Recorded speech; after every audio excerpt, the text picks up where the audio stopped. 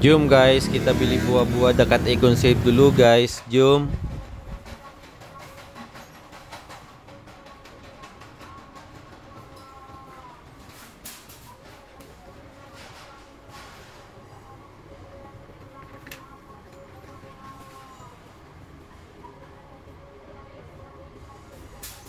Hello guys, meron nga po palang ibinebenta dito sa Malaysia na pineapple fruits from Philippines. Yan po.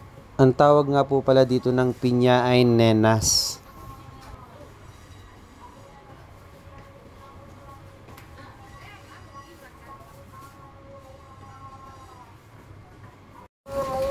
Yan po, saging, kung tawagin dito ay pisang.